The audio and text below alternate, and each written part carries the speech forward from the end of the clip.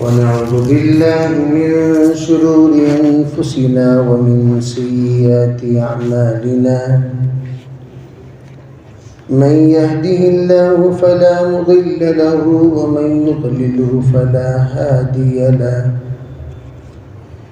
ونشهد أن لا إله إلا الله وحده لا شريك له ونشهد أن سيدنا وسندنا ونبينا ومولانا محمدا عبده ورسوله صلى الله عليه وعلى آله وأصحابه وبارك وسلم تسليما كثيرا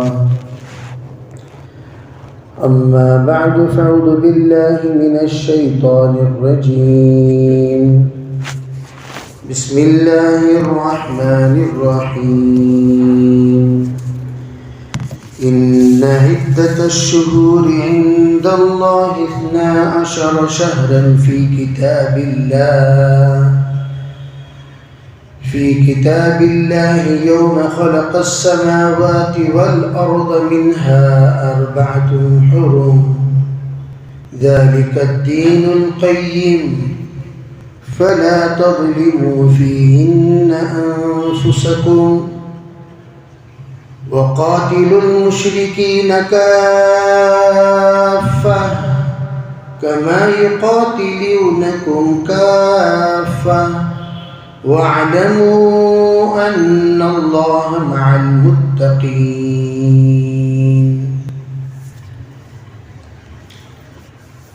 سورہ توبہ کی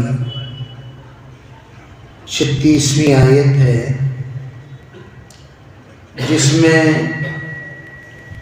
اللہ جل جلالہ امر والہ نے اشہر حرم کا بھی ذکر فرمایا اور اللہ کے یہاں جو سال ہوا کرتا ہے وہ 12 مہینے کا سال ہوتا ہے، اس کا بھی اللہ نے ذکر فرمایا. گویا جس طرح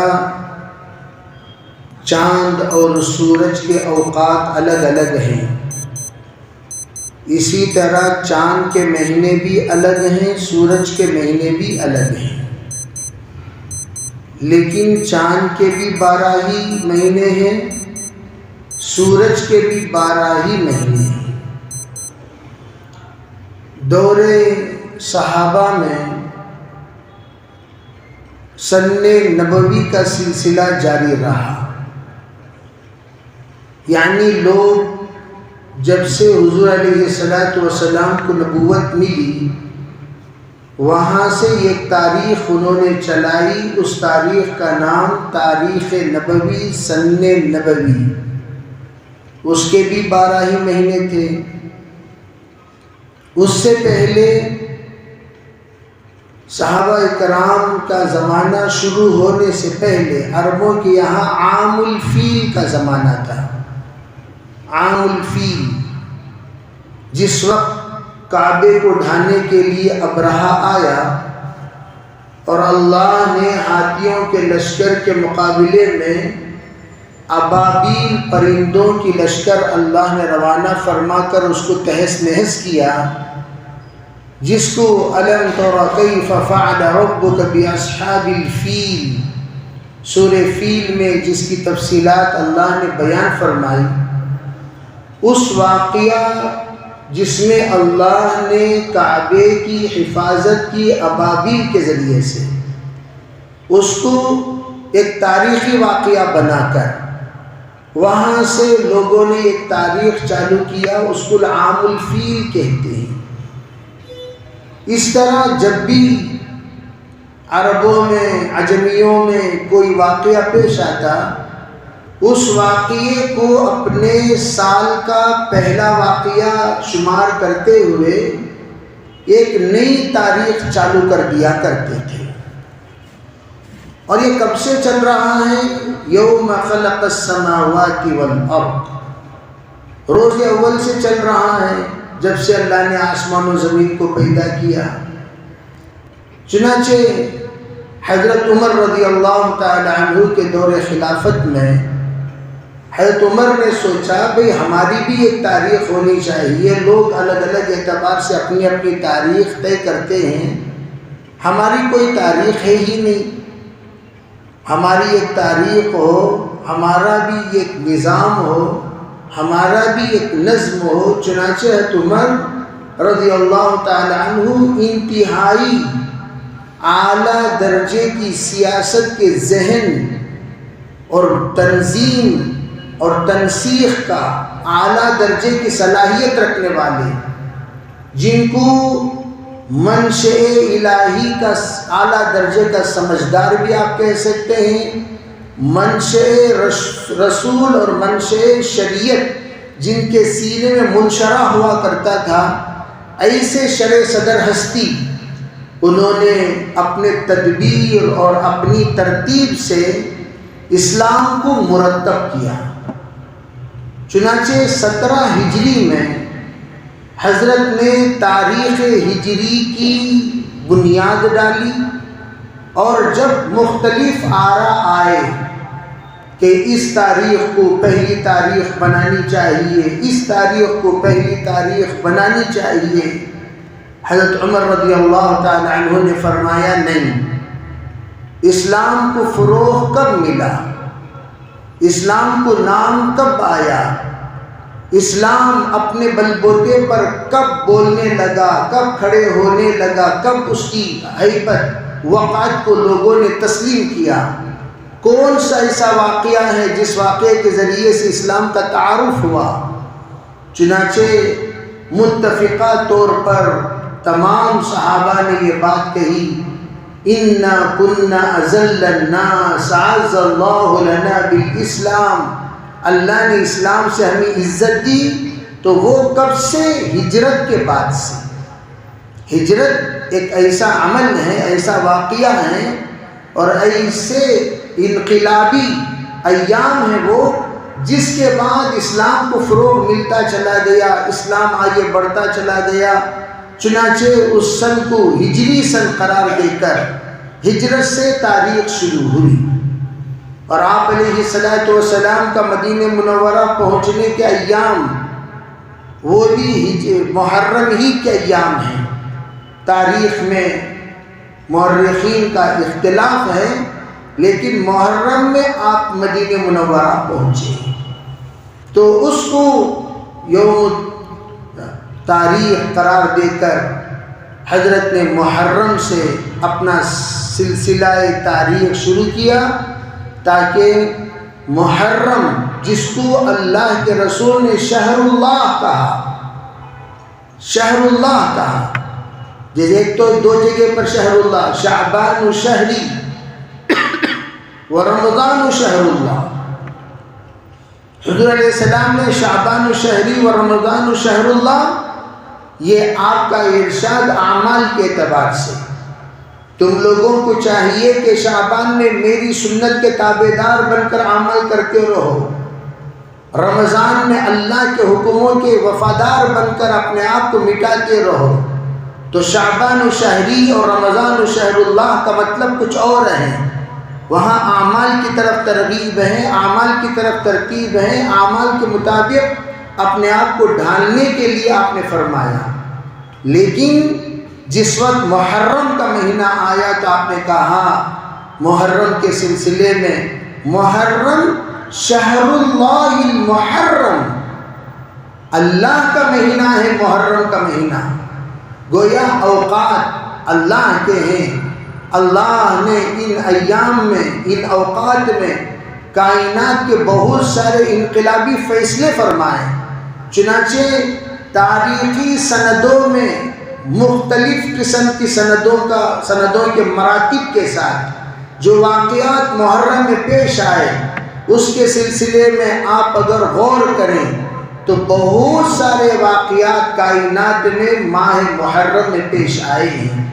یہ الگ چیز ہے کہ لوگوں نے اس کو عاشورے کی تاریخ دی ہیں، وہ تاریخ کتنی پکی تاریخ ہے، کتنی کچی تاریخ ہے، اس سلسلے میں مورخین نے الگ الگ کلام کیا، لیکن فرعون کا ڈوبے جانا، ہلاک ہونا، بنی اسرائیل کو نجات ملنا، کامیابی ملنا، بنی اسرائیل کو قبطیوں سے، فرعون کے مظالم سے نجات کا ملنا، اس کے بارے میں تو سب کے سب متفقہ طور پر عاشورے کی تاریخ کہتے ہیں، لیکن دیگر تاریخیں، حضرت آدم علیہ السلام کی توبہ، حضرت آدم اور حوا کی ملاقات، نوح علیہ السلام کی کشتی کا جودی پہاڑ پر ٹھہرنا، حضرت ابراہیم علیہ السلام کا نمرود کی آگ سے نجات کا پانا، حضرت یونس علیہ السلام کا مچھلی سے نکلنا، حضرت عیسیٰ علیہ السلام کا اٹھایا جانا، وغیرہ وغیرہ وغیرہ، حضرت ایوب علیہ السلام کو شفا کا ملنا،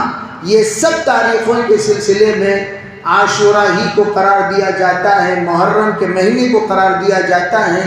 تاریخی سندوں میں ضعف اور قوی میں اختلاف ہے، لیکن واقعات بیان کرنے والوں نے محرم کو پیشکش کیا، یہاں تک کہ اللہ کے رسول علیہ السلام کے بعد حضرت خود عمر رضی اللہ تعالیٰ عنہ کی شہادت ایک محرم ہے، حضرت علی کی شہادت بھی اسی ماہ میں بیان کیا جاتا ہے، اور عاشورے کو حضرت حسین رضی اللہ تعالیٰ عنہ کی شہادت کی جو وہاں پر اللہ رب العزت نے جس دن کو منتخب کیا وہ بھی عاشورے ہی کا دن ہے۔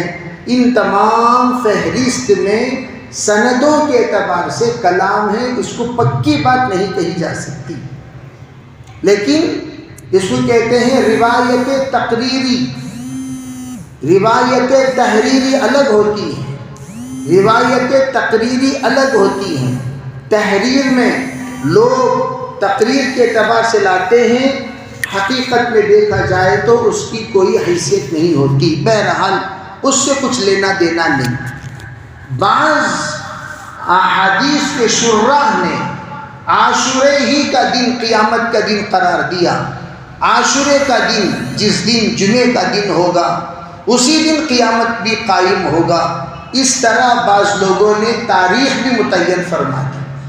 الغرض عاشورہ قابل قدر ہے، کتب علیکم الصیام میں جس کا ذکر ہے وہ عاشورے ہی کا روزے کا ذکر ہے۔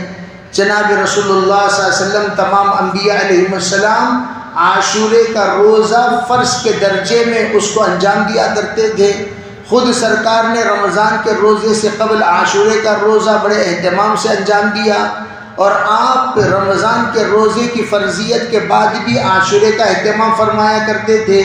حدیث پاک میں ہے 5 روزے وہ ہیں جو سرکار نے کبھی اس میں غفلت نہیں فرمائی، یہ ایک عاشورے کا روزہ ہے، اور ماہانہ 3 روزے جس کو ایام 20 کہتے ہیں، 13، 14، 15، اس میں حضور علیہ السلام کبھی غفلت نہیں کیا کرتے تھے۔ اور اسی طریقے سے وہ جو قدر کا دن ہے، جس دن اللہ تعالیٰ تقدیر لکھتے ہیں، جس کو شب برات میں نصف شعبان کہا جاتا ہے، اس میں بھی سرکار کبھی غفلت نہیں کیا کرتے تھے، بڑے اہتمام کے ساتھ یہ روزے رکھا کرتے تھے۔ اس کے علاوہ دیگر جو روزے ہیں اس میں آگے پیچھے ہوا کرتا تھا، رمضان کے علاوہ یہ 5 روزوں کا بڑا اہتمام ہوتا تھا۔ الغرض مجھے یہ کہنا ہے کہ جو بھی مہینے ہیں یہ سب اللہ کی طرف سے طے شدہ مہینے ہیں، اس کا مطلب یہ نہیں ہے کہ دیگر ایام اللہ کے ایام نہیں ہیں، ہر دن اللہ ہی کا دن ہے، اللہ ہی کا یوم ہے۔ کسی بزرگ سے پوچھا گیا حضرت افضل الایام کون سا دن ہے؟ حضرت نے فرمایا جس دن تیرا خاتمہ بالخیر ہو، اس سے بڑا اچھا دن ہمارے لیے کوئی دن نہیں۔ جس دن ہمارے لیے خاتمہ بالخیر ہو، جس کو عید کا دن قرار دیا، فرمایا تمام دن اپنی جگہ پر، لیکن اللہ جس دن تمہیں یا ایتھا النفس المطمئنہ ارجعی الی ربک راضیۃ مرضیہ فادخلی فی عبادی وادخلی جنتی کا اللہ رب العزت بشرا سناتے ہوئے، جب آپ کو اللہ دعوت دے کر اپنے مہمان خانے میں استقبال کر لے سلام علیکم طبتم فادخلوها خالدین، سمجھ جانا کہ اللہ نے ہمیشہ ہمیشہ کے لیے عید کا دروازہ تمہارے حق میں کھول دیا، ورنہ دیگر عیدیں یہ سب کے سب ذل زائل ہیں، آتے رہیں گے جاتے رہیں گے، خوشیاں غم دونوں کا ہونا دنیا کا یہ معمول ہے، لیکن ہمیشہ ہمیشہ کی خوشی اللہ جس بندے کو نصیب کرے گا وہ دن جس دن کلمے کے ساتھ اللہ کو راضی کرتے ہوئے بندہ دنیا سے رخصت ہوگا۔ اسی لیے کہا اس دن کو مد نظر رکھ کر یہ تمام اعمال انجام دیں، 3 روزے رکھنا، رمضان کے روزے رکھنا، اعمال کا کرنا، عاشورے کا روزہ رکھنا، وہ اس لیے تاکہ اللہ عافیت کا معاملہ فرمائے۔ بعض نے کہا جو عاشورے میں روزہ رکھے حشر کے میدان کے پیاس سے تپش سے اللہ تعالیٰ بچا لے گا، اس لیے عاشورے کا روزہ رکھنے والا پچھلے 1 سال کے گناہوں سے اسے براءت مل جاتی ہے، اللہ ان گناہوں کو معاف کر دیتا ہے۔ اس لیے عاشورے کا روزے کا بڑا اہتمام کیا کرتے تھے۔ اللہ کے رسول علیہ السلام نے یہود و نصارہ کی مخالفت کرتے ہوئے فرمایا تم لوگ اگر ایک روزہ رکھتے ہو، آئندہ سال اگر میں باحیات رہوں تو 2 روزے کا اہتمام کروں گا۔ 2 روزہ یعنی 9-10 یعنی تو 10-11۔ اگر اب ہماری تاریخ کے اعتبار سے دیکھا جائے کل پرسوں کا دن منگل کا دن عاشورے کا دن ہے، تو ہم کل پرسوں رکھیں گے یا تو پیر منگل نہیں تو منگل عاشورہ۔ علماء محققین نے یہاں ایک وضاحت فرمائی، وہ یہ ہے کہ دیکھو علت مخالفت کیا ہے۔ علت مخالفت یہ ہے یہود و نصارہ روزہ رکھتے ہیں، یہودی روزہ رکھتے ہیں، جب یہودی روزہ رکھتے ہیں، نصارہ تو نہیں رکھتے تھے، یہودی جب روزہ رکھتے ہیں تو ایسے موقع پر ان کی مخالفت عبادت میں بھی ہم لوگوں کو کرنا واجب ہے۔ اگر وہ عاشورے کو روزہ رکھتے ہیں، ہم صرف عاشورے کو نہیں رکھیں گے بلکہ عاشورے سے پہلے 1 دن کو ملا لیں گے، عاشورے کے بعد 1 دن کو ملا لیں گے، یا تو 1 دن پہلے کا ملا لو یا تو 1 دن بعد کا ملا لو، تاکہ ان کی مخالفت ہو جائے۔ مخالفت مقصود ہے، چنانچہ پگڑی کے سلسلے میں بھی آپ نے فرمایا بغیر ٹوپی کے پگڑی مت پہنا کرو، بغیر ٹوپی کے پگڑی کا باندھنا یہ مشرکین کی مشابہت ہے۔ مشرکین بغیر ٹوپی کے پگڑی باندھتے ہیں اور یہود چھوٹی ٹوپی پہنتے ہیں، نصارہ ٹوپی ہی نہیں پہنتے۔ تو آپ نے فرمایا جب تم پگڑی باندھو ٹوپی کے ساتھ پگڑی باندھا کرو، یا ٹوپی جب اوڑا کریں تو ٹوپی اتنی بڑی ہو کہ وہ پورے سر کو ڈھانک لیا کرے، پورے سر کو ڈھانک لیا کرے، ایسا نہیں بالکل چھوٹی سی ٹوپی اتنی سی جیسے یہودیوں کی ٹوپی ہوتی ہے۔ اس طرح کی مخالفت اللہ کے رسول علیہ السلام نے شریعت مطہرہ کا مزاج بنایا۔ چنانچہ داڑھی اور مونچھ کے سلسلے میں بھی سرکار نے فرمایا یہ نصارہ داڑھی مونچھ دونوں نہیں رکھتے، یہودی مونچھ داڑھی دونوں رکھتے ہیں، مشرکین داڑھی نہیں رکھتے مونچھ رکھتے ہیں۔ تمہیں کیا کرنا چاہیے؟ قص الشوارب وعف اللحى، مونچھ کاٹا کرو داڑھی بڑھایا کرو۔ یہ آپ نے پوری شریعت مطہرہ کو مکمل طور پر اسلامی نہج پر، اسلام کا طریقہ بالکل انوکھا ہونا چاہیے۔ چنانچہ ہمارا کابر کہتے ہیں الاسلام کا ایک چہرہ ہے، اسلام کے ایک لحاظ ہے، اسلام کا ایک لباس ہے، اس لباس کو بھی ہمیں اپنانا چاہیے۔ ایک لباس یہودیوں کا، ایک لباس نصارہ کا، ایک لباس جنرل لباس جو غیر بھی پہنتے ہیں مسلمان بھی پہنتے ہیں، یہ لباس ایک لباس ہے صرف مسلمان پہنتے ہیں۔ فرمایا اسلامی تشخص کو باقی رکھنا ہو تو تمام مسلمان کو چاہیے کہ وہ اسلامی لباس میں ملبوس رہیں۔ جب اسلامی لباس کوئی دیکھے، دیکھتے ہی پہچان لینا چاہیے مسلمان جا رہا ہے، مسلمان جا رہا ہے، مسلمان جا رہا ہے۔ ایسا لباس نہ پہنا کریں جس میں تم لوگ ان کے ساتھ ان کے ہی ہو کر رہ جاتے ہو، ان کے ہواؤں میں تم بھی اڑ جا رہے ہو، ان کے بہاؤ میں تم بھی بہہ جا رہے ہو۔ ایسا نہیں، بچپن ہی سے بچوں کو یہ عادت ڈالنی چاہیے، دیکھو بیٹا یہ یونیفارم ہے، یہ تمہارا لباس ہے۔ یونیفارم جس وقت آپ آن ڈیوٹی ہوتے ہو، آن اسٹڈی ہوتے ہو، اسٹڈی میں آپ یونیفارم پہنا کریں، ڈیوٹی میں آپ یونیفارم پہنا کریں، جب آپ اپنے گھر آ جائیں تو آپ کا لباس اسلامی ہونا چاہیے تاکہ یہود و نصارہ کی مخالفت ہو۔ اسی طریقے سے کھانا کھانا ہم لوگ اسلامی طریقے سے کھائیں، اسلامی طریقے سے سوئیں، اسلامی طریقے سے ہمارے در و دیوار رہیں۔ یہود کے در و دیوار کی طرح ہماری بھی در و دیوار ہو جائے، یہود کی طرح ہمارے بھی کلچر ہو جائے، ہمارے بھی میتھڈ ہو جائے، سسٹم ہو جائے، یہ نسلوں کو تباہ کرنے والی چیز۔ یہاں تک کہ فرمایا آج کل یہودیوں کی طرح، نصارہ کی طرح ہم لوگ اپنی زبان کو بھی چھوڑنے لگے۔ جیسے ہم لوگ اردو بولنے والے ہیں تو ہم لوگوں کو چاہیے کہ ہم اپنی زبان اردو کا لحاظ رکھیں، اردو زبان نہ چھوڑیں۔ آج کل اپنے اپنے گھروں میں لوگوں نے انگریزی بھی شروع کر دیا، کسی کے گھر میں کوئی زبان، کسی کے گھر میں کوئی زبان، کسی کے گھر میں کوئی زبان۔ علاقائی اعتبار سے آپ کی جو پہچان ہے اس پہچان کو آپ باقی رکھیں، آپ کی اردو کبھی بگڑنے نہ پائیں۔ مجھے بڑی خوشی ہوئی، ایک سابقہ جج آئے ہوئے تھے ایک مجلس میں، وہاں انہوں نے بیان کیا، اتنی صاف اور اتنی فصیح اور اتنے الفاظ جچے تلے اور مہذب طریقے سے انہوں نے اردو میں گفتگو کر رہے تھے۔ ایسا لگا کہ یہ بیچارہ انگریزی ہی نہیں جانتا۔ کوئی پڑوس ملک کا اردو دان آ چکا ہے، کوئی شاعر آ چکا ہے، شعراء کی محفل ہے، فصیح فصاحت و بلاغت سے اردو میں انہوں نے گفتگو کی، انہوں نے بس اڈا کہا۔ میں حیران ہو گیا، آج کل تو 10th فیل لوگ عربی اردو بولتے بولتے آدھی انگریزی بولتے ہیں، اور عجیب بات، جتنا کم پڑھا لکھا ہوگا اتنی اپنی اردو کے ساتھ انگریزی بولے گا، جتنا زیادہ پڑھا لکھا مہذب ہوگا وہ اتنی انگریزی کے بغیر وہ اردو بولنے لگتا ہے۔ اب یہاں کیا ہوا، بیچارے جج ہونے کے باوجود پوری بات میں ایک بھی لفظ انہوں نے انگریزی استعمال نہیں کی۔ یہ بنگلور کی بات، بنگلور کا پیدا ہوا انسان اتنا صاف اردو بولنے والا اللہ ماشاءاللہ کوئی ملتا ہے۔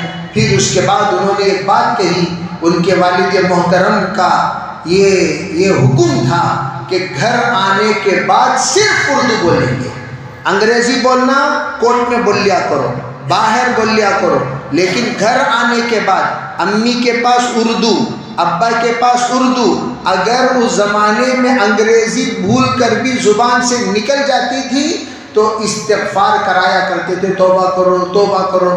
وہ کہتے ہیں آج بھی ہم نے اسی ترتیب پر ہمارے بچوں کو تربیت کی، حالانکہ داڑھی کا دال بھی نہیں ہے، مجھ کی میم بھی نہیں ہے، دونوں نہیں، بالکل صفن صفا تھے، شاید مجھ ہاں دور سے مجھ تو نظر آ رہی تھی لیکن داڑھی واڑی نہیں تھی۔ لیکن اس بیچارے نے اتنا اپنے تہذیب کا لحاظ رکھا۔ تو میں بھی آپ حضرات سے گزارش کرتا ہوں کہ ہم لوگ اپنے بچوں کی زبان اگر درست ہو جائے تو پھر تہذیب اصل میں زبان ہی ہے۔ حضرت نبی اکرم صلی اللہ علیہ وسلم کو زبان صاف اور فصیح بنانے ہی کے لیے حلیمہ سعدیہ کے یہاں چھوڑا گیا تھا تاکہ آپ علیہ السلام کی زبان نہ بگڑے، آپ علیہ السلام کے الفاظ نہ بگڑے، آپ علیہ السلام کا مزاج سادہ سیدھا رہے۔ یہ تربیت کی ترتیب ہے۔ بچوں کو جس وقت ہم لوگ تربیت کریں گے تو اسی طریقے سے، آج کل تو دیکھا گیا اچھے دیندار گھرانے میں چڈی پہن کر لوگ گھومتے رہتے ہیں، ارے یہ کس کا بیٹا ہے؟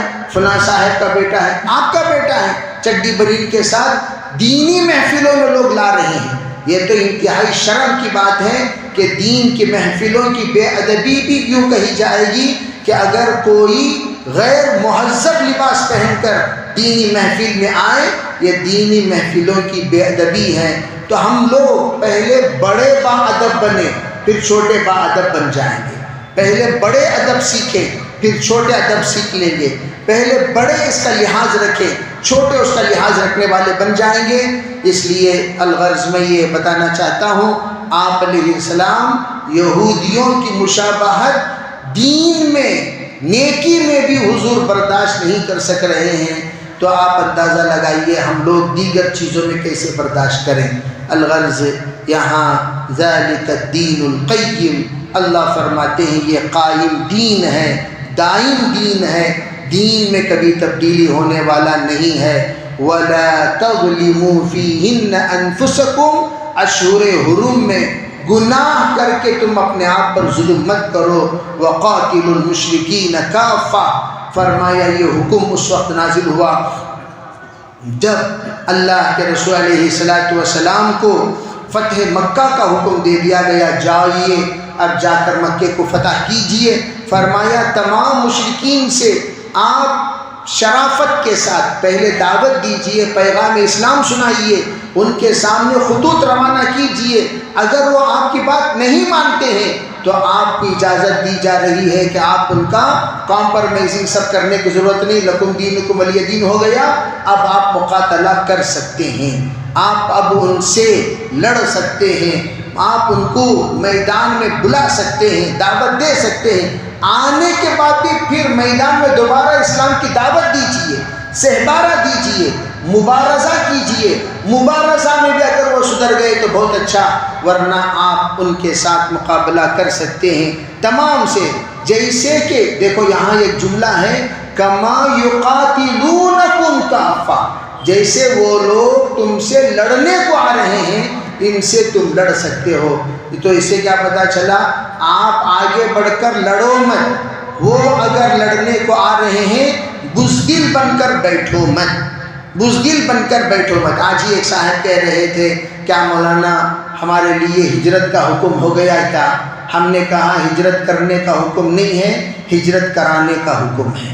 ہجرت کرنے کا حکم ختم ہو گیا، ہجرت کرانے کا حکم شروع ہو گیا۔ ہجرت کرنا کب تھا؟ جس وقت اسلام مغلوب تھا۔ ہجرت کرنا کب تھا؟ جس وقت اسلام کمزور تھا۔ ہجرت کرنا کب تھا؟ جب نہتے تھے۔ ہجرت کرنا کب تھا؟ جب حکمت کا تقاضا تھا کہ ہرگز یہاں مت رہو، اسلام کی تحفظ ضروری ہے۔ سرکار کی نبوت کی زندگی میں سب سے زیادہ وقت آپ نے مکے کو دیا ہے۔ آپ پیدا ہوئے مکے میں، 53 سال تک آپ مکے ہی میں رہ گئے۔ آپ اندازہ لگائیے، اللہ رب العزت نے 40 سال میں نبوت دی، 13 سال آپ نے مکے میں گزاری، مکے والوں پر محنت کی۔ جب 13 سال میں صرف 500 مسلمان ہوئے، کوئی رزلٹ نہیں، تو اللہ نے ہجرت کا حکم دیا۔ الحمدللہ 10 سال میں اسلام کو اللہ نے وہ فروغ دیا، وہ قوت دی، اللہ نے وہ علو اور شان عطا فرمائی کہ پورے عالم کے اطراف و اکناف میں حضرت عمر رضی اللہ تعالی عنہ کی دارالسلطنت 17 لاکھ میل تک پھیل چکی تھی۔ تو اتنی دور تک اللہ نے اسلام کو پہنچایا۔ یہ ہجرت کے بعد حکم کیا دیا گیا؟ اب آپ کمپرمائزنگ کرنے کی کوئی ضرورت نہیں، اگر وہ لوگ چڑھتے ہیں تو آپ بھی چڑھائی کر دیجئے، اگر وہ لوگ آتے ہیں آپ بھی اپنے آپ کو تیار کرا لیجئے، اگر وہ تلوار چلاتے اٹیک کرتے ہیں آپ ان کے سامنے ڈیفنس کر لیجئے، اور ڈیفنس کرنے کے بعد اٹیک بھی کر دیجئے۔ تو گویا کما یقاتلونکم کافہ، جیسے وہ لوگ ہر طرف سے تم لوگوں کو ستا رہے ہیں، تم لوگوں کو مار رہے ہیں، تم لوگوں کو پریشان کر رہے ہیں، تم لوگوں کو ہر اعتبار سے وہ تنگ کر رہے ہیں، تو پھر تم لوگوں کو اجازت ہے کہ اس کا جواب دے، ترکی بترکی۔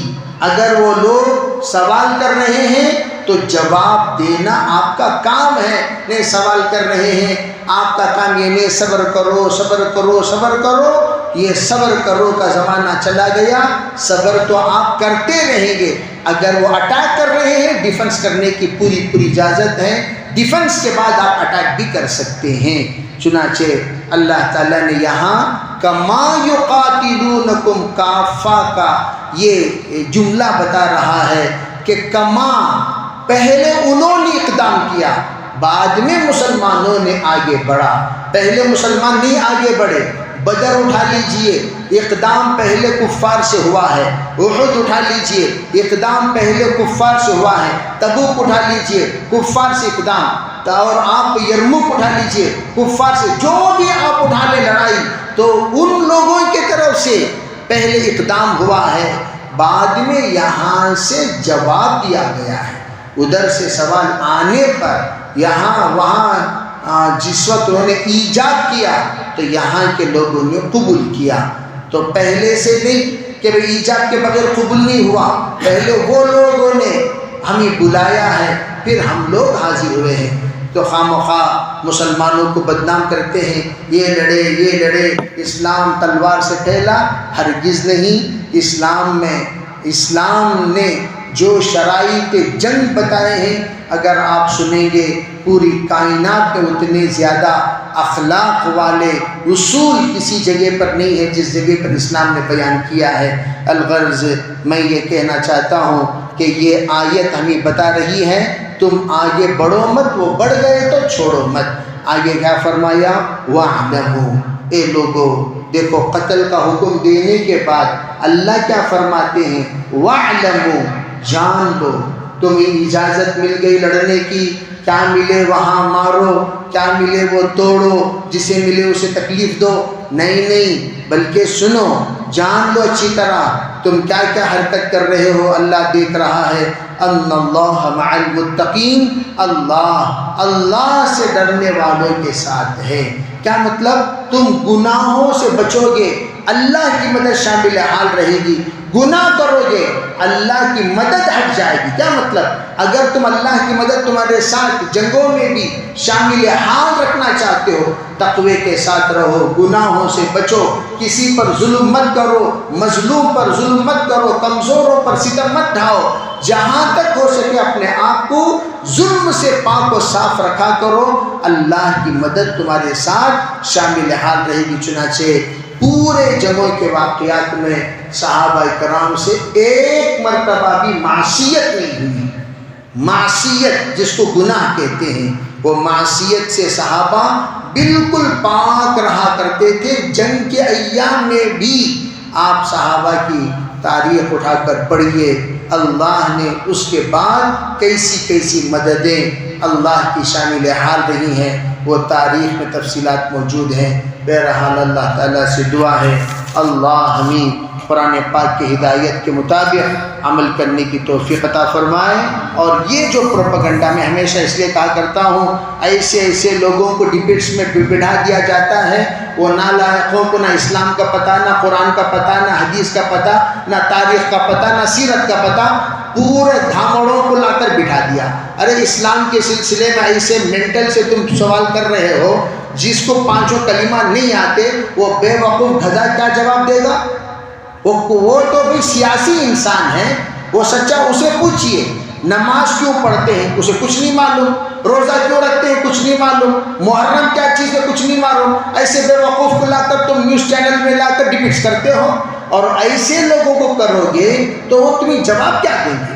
کہاں تک تمہیں اسلام کو اور بدنام کر دیں گے؟ ان کا لاجواب ہونا اسلام کی توہین ہے، اسلام کی اہانت ہے۔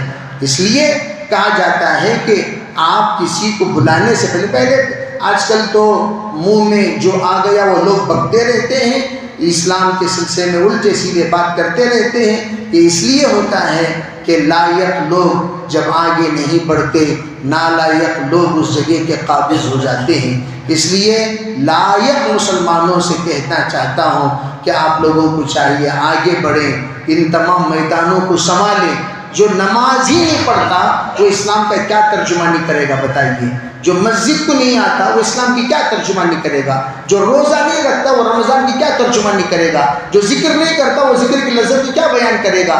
عربی جو شادی ہی نہیں کیا وہ ازدواجی زندگی کے حقوق کے سلسلے میں کیا گفتگو کرے گا؟ جس کو اولاد ہی نہیں ہے وہ اولاد کی تربیت کو کیا جانے گا؟ تو میں یہ عرض کرنا چاہتا ہوں، یہ ایسا ہی ہے جیسے گونگے نے گفتگو کے آداب بیان کیے، گونگے نے گفتگو کے آداب بیان کیے، اس سے بڑا پاگل کون ہو سکتا ہے؟ ماشاءاللہ اس وقت آپ کے سامنے گفتگو کے آداب جناب گونگے صاحب مدذلہ العالی بیان کریں گے۔ واہ کتنا اچھا انتخاب ہے آپ کا، آپ کے انتخاب کو جوتے مارنا چاہیے۔ کہ آپ کی عقل کو داد دینی چاہیے. آپ اتنے بے وقوف انسان ہیں, کون سے معاملے میں کس کو آگے بڑھانا چاہیے آپ کے نہ دل میں ہے نہ دماغ میں ہے. اس طرح کا معاملہ فاسق و فجار کو اسلام کا ترجمان بنائیں گے. وہ فاسق و فاجر اسلام کے ترجمانی کیا کرے گا جس کے اندر خود اسلام نہیں ہے؟ اس لیے یہ تمام لوگ بیکار لوگ ہیں, یہ اسلام کے ترجمان نہیں ہیں. اس لیے آپ سب سے گزارش ہے کہ اس بات کو آگے بڑھانا ہے, لائق لوگوں کو ترجمانی کے لیے بٹھانا ہے. اللہ ہمیں سمجھنے کی توفیق عطا فرمائے. لک الحمد و لک الشکر. اللہم صلی علی سیدنا محمد وعلی آل سیدنا محمد وبارک وسلم. اللہم تقبل منا ما كان صالحا واصلحنا ما كان فاسدا. سبحان ربک رب العزة عما یصفون وسلام علی المرسلین والحمد للہ.